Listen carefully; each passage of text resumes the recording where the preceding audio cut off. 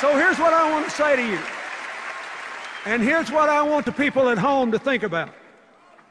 When times are tough and people are frustrated and angry and hurting and uncertain, the politics of constant conflict may be good. But what is good politics does not necessarily work in the real world. What works in the real world is cooperation. What works in the real world is cooperation.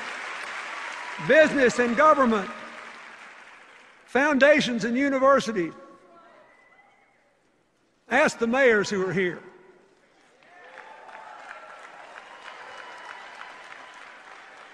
Los Angeles is getting green and Chicago is getting an infrastructure bank because Republicans and Democrats are working together to get it. They didn't check their brains at the door, they didn't stop disagreeing, but their purpose was to get something done.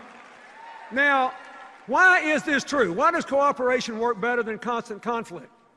Because nobody's right all the time, and a broken clock is right twice a day. And every one of us and every one of them, we're compelled to spend our fleeting lives between those two extremes, knowing we're never going to be right all the time and hoping we're right more than twice a day. Unfortunately, the faction that now dominates the Republican Party doesn't see it that way. They think government is always the enemy, they're always right, and compromise is weakness.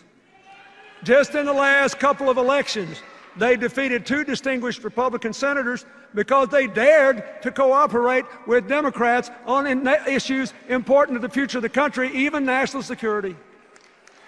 They beat a Republican congressman with almost 100% voting record on every conservative score because he said he realized he did not have to hate the president to disagree with him. Boy, that was a non-starter, and they threw him out.